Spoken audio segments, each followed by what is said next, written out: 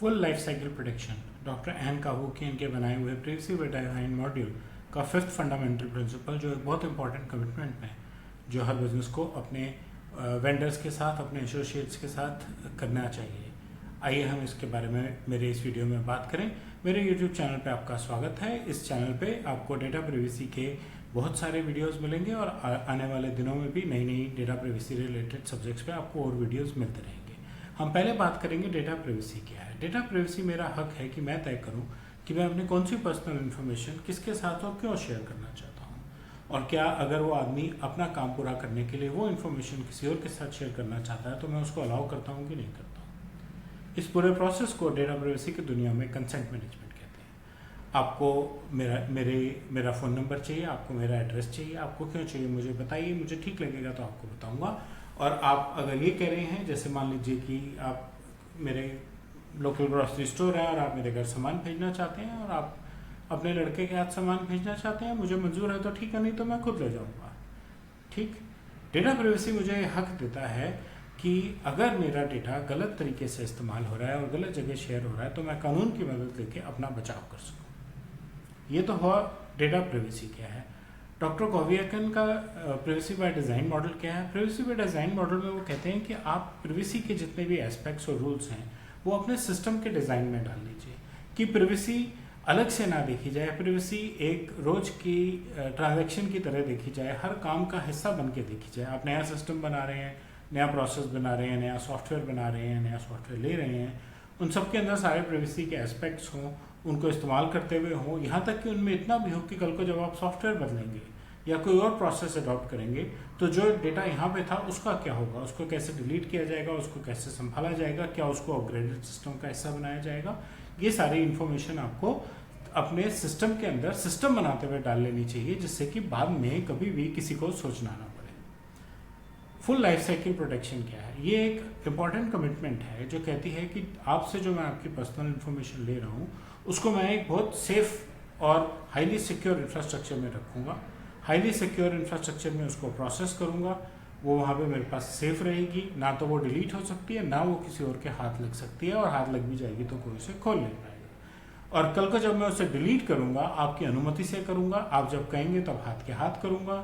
GDPR compliance कहती है कि अगर कोई अपना राइट टू इरेजर इन्वोक करता है तो आप 30 से 45 दिन के अंदर उसकी जो रिक्वेस्ट है उसको ऑनर करेंगे।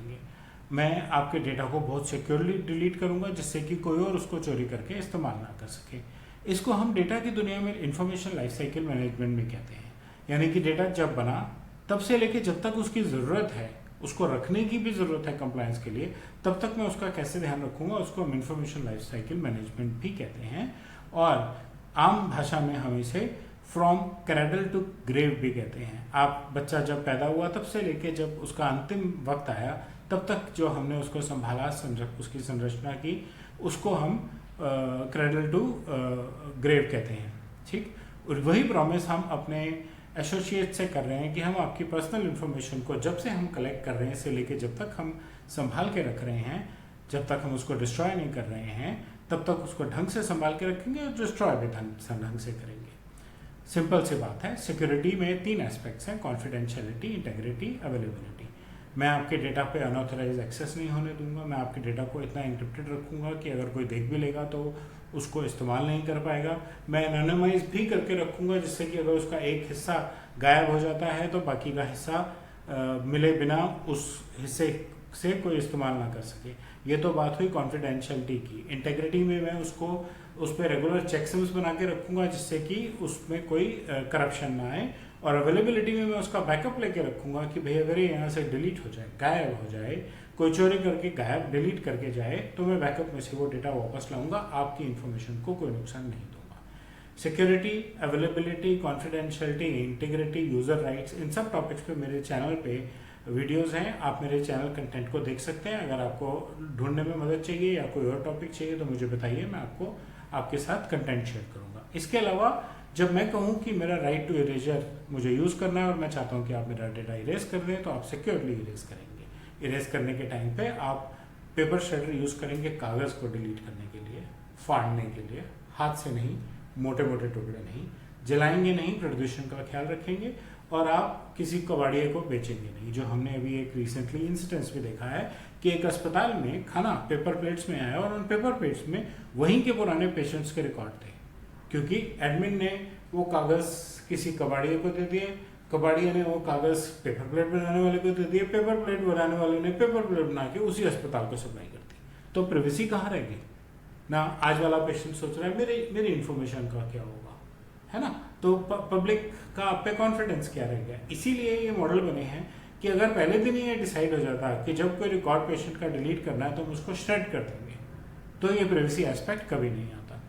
अगर आप टेक्निकली कर रहे हैं तो मल्टीपास डिलीशन और डिस्क डिगॉजिंग यूज़ कीजिए। मल्टीपास डिलीशन मतलब डिस्क में जहाँ डेटा लिखा है वहाँ से डिलीट कीजिए, वो ब्लॉक्स फ्री होंगे, उन ब्लॉक के ऊपर डेटा राइट कीजिए, फिर डिलीट कीजिए, और इस तरह से 7 बार कीजिए, जिससे कि उस डिस्क से वो ओरिजिनल डेटा कभी भी ना पढ़ा जाए। और डिस्क डिगॉजिंग मतलब कि आप डिस्क, जब अपनी डिस्क और स्टोरेज ही बेच रहे हैं या बाहर फेंक रहे हैं, तो आप डिस्क डिगॉजिंग प्रोसेस के थ्रू डिस्क को निकालेंगे, जिससे कि डेटा डिस्क में से कभी भी ना पढ़ा जाए।